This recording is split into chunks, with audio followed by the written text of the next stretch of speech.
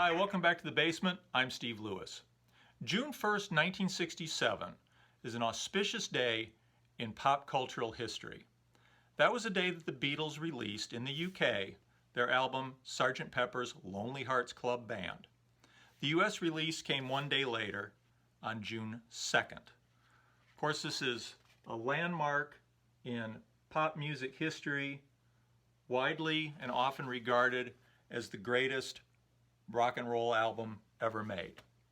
Now, what were old friends the Beach Boys up to at this point? Well, a few weeks earlier in May, Brian had finally officially abandoned the Smile project.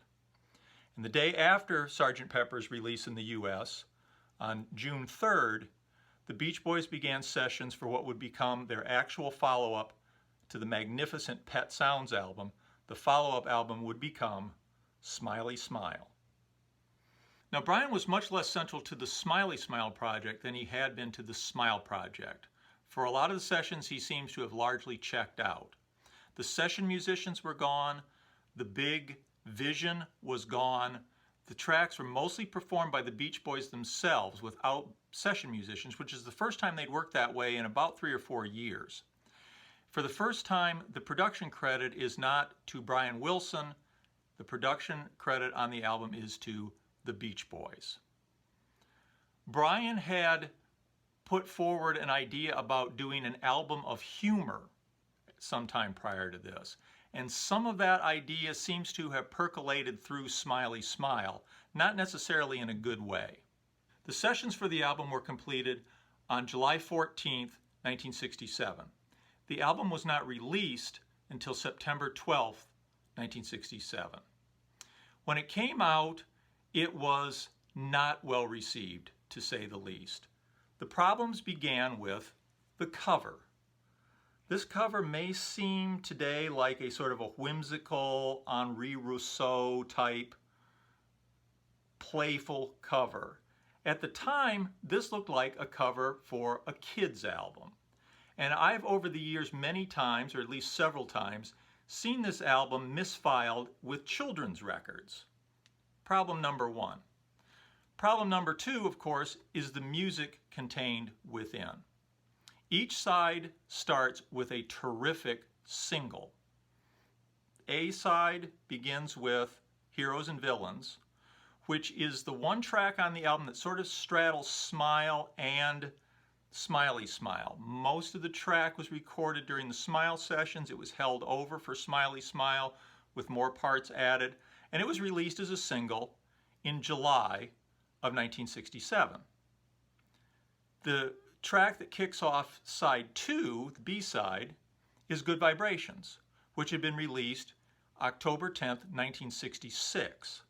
So by the time Smiley Smile comes out, the two best songs on it have been out for 11 months in the case of Good Vibrations, nearly a year, and Heroes and Villains has been out for 3 months. Now, as to the remaining tracks, the second song on side 1 is probably the best thing on it outside the 2 singles. It's Vegetables, another leftover from the Smile sessions. This is mostly a re-recording. Apparently toward the end there are some of the original Smile recordings in there, but it's basically a re-recording. There's also been a rumor for years that Paul McCartney either produced the track or crunches carrots on the backing track. Neither of these things is apparently true. McCartney did apparently drop in to the session and observe, but didn't participate in any way. The next track, Fall Breaks and Back to Winter, is basically an instrumental, with the Beach Boys doing some humming and chanting in the background. Structurally, it's very similar to the Fire music that Brian had recorded for the abandoned Smile album. Now, it's subtitled The Woody Woodpecker Symphony, which is a particularly appropriate subtitle, as not only this, but much of the music on Smiley Smile sounds as though it could be used as backing music in a Woody Woodpecker cartoon. This is very true of the next track, She's Goin' Bald, where the Beach Boys' attempt at humor really rears its rather ugly head. At best, this is sort of a psychedelic Spike Jones record with the sort of musical attempts at humor.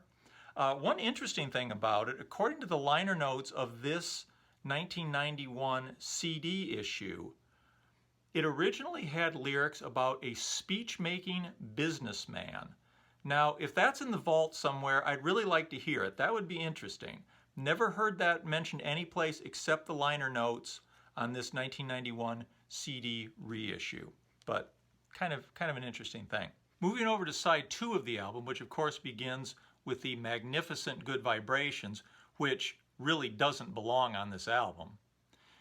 It's followed by a song called With Me Tonight, which has been described as do-it-yourself, acid casualty doo-wop, which is probably a pretty apt description. It's not terrible, it is a bit monotonous, certainly not a memorable track, certainly nothing the Beach Boys would have touched prior to 1967. Two of the following tracks, Wind Chimes and Wonderful, are leftovers from Smile, complete re-recordings and done in an offhand way that really undermines the original intent of these recordings. I remember when I first heard Smiley Smile, I knew these were songs that had been intended for the Smile album. And hearing the Smiley Smile versions of Wind Chimes and Wonderful, I could not imagine that Smile had been very good. Now, having heard the Smile versions, they're beautiful. But these are thrown together, almost aggressively simple, not representative of what the material should have been. Sandwiched in between those is a song called Gettin' Hungry, another Woody Woodpecker-like attempt at comedy, which was released as a single by Brian and Mike. Brian Wilson and Mike Love sharing vocals on this. And this really makes me wonder about Mike Love.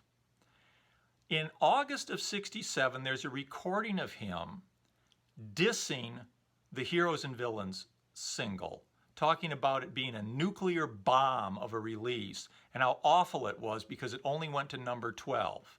Yet Mike Love apparently was happy to put his name on a single release of Gettin' Hungry, which of course did not chart, had no chance of charting, and was quite horrible compared particularly to Heroes and Villains. So I don't understand how he squares his dislike of the Smile material with his apparent acceptance and embrace of Smiley Smile. Anyway, enough said about that.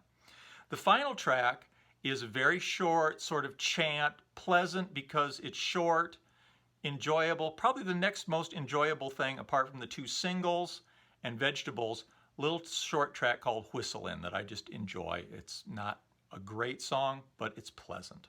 Even before Smiley Smile was released, the Beach Boys were already hedging their bets. In August of 1967, the 5 original members, including Brian, flew to Hawaii to perform 2 concerts to be recorded for possible use in creating a live album. And this was a pretty good idea, actually.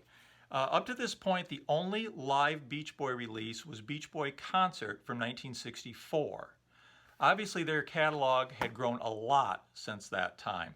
There'd been no live versions released of Help Me Rhonda, California Girls, Barbara Ann, anything from Pet Sounds, a lot of really good material, no Good Vibrations, a lot of really good material had not been released live, so there might have been some interest in that. They performed 2 shows with the 5 original members on August 25th and 26th in Hawaii. When they got back and examined the tapes, however, they realized they had a problem. The August 25th show had technical difficulties. The tapes could not be used. The August 26th show was not a good performance, apparently mainly on the part of Brian. So there was not enough material there to create a viable live album, and it was shelved.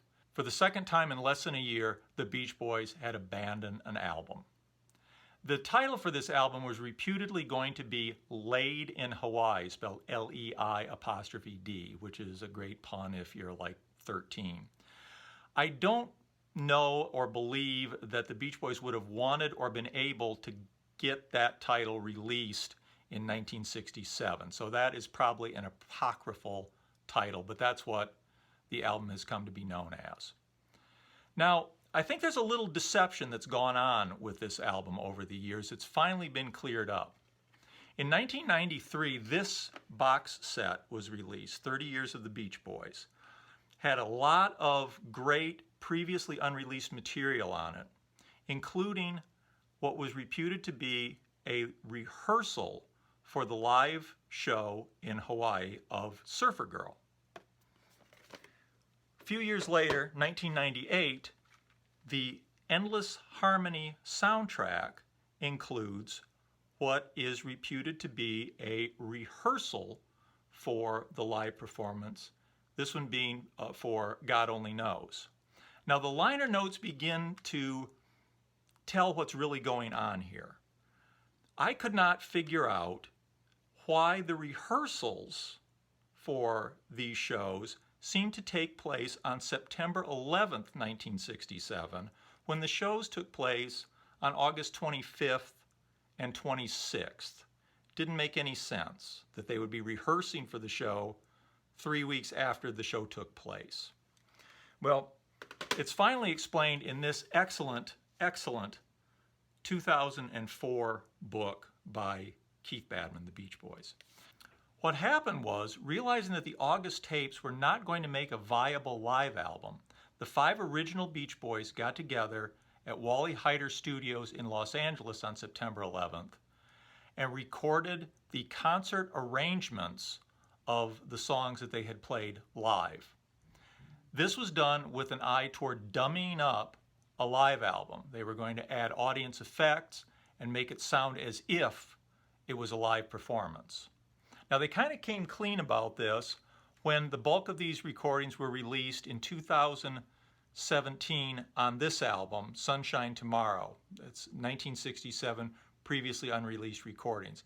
And these recordings now have a certain amount of interest because it's one of the very last times that you hear just the 5 original Beach Boys playing together with no backing musicians.